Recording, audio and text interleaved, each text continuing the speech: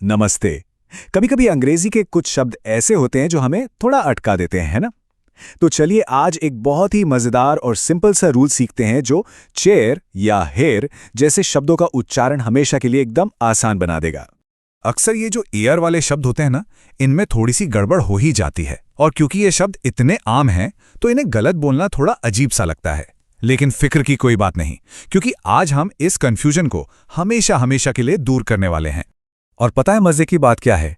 इसका सल्यूशन ना एक बहुत ही सीधे साधे रूल में छिपा हुआ है। एक बार ये समझ आ गया तो फिर कभी कोई गलती होगी ही नहीं। तो चलिए इस ताले को खोलते हैं। तो ये रहा वो जादुई नियम। रूल ये है कि जब भी किसी शब्द में ए और आई के ठीक बाद आर आता है, तो ए आई की जो आवाज है ना, वो दो हिस्सों में निकलती है। एक लंबा ए और एक हल्का सा अ। बस इतनी सी बात है ना? एकदम आसान। अच्छा, रूल तो हमने सुन लिया, पर क्या ये वाकई में काम करता है? चलिए इसे कुछ कॉमन एग्जाम्पल्स के साथ टेस्ट करके देखते हैं। तो ये देखिए, चेयर बन जाता है चेयर, फेयर हो गया फेयर। वैसे ही पैर को हम बोलेंगे पेयर और हेयर को हेयर। ध्यान से सुनिए, हर शब्द में वही ए और अ का एक हल्का सा ब्लेंड सुनाई दे रहा है।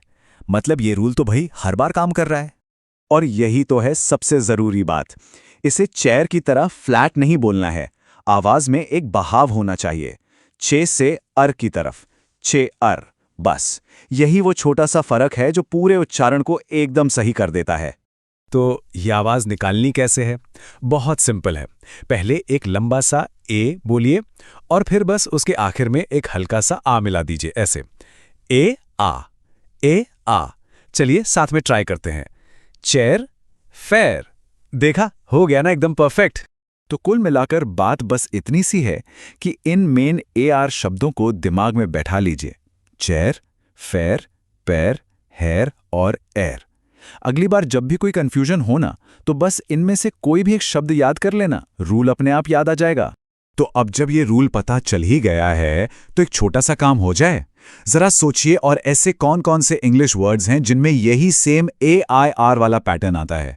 ढूंढिए, प्रैक्टिस कीजिए और देखिए ये रूल हमेशा के लिए पक्का हो जाएगा।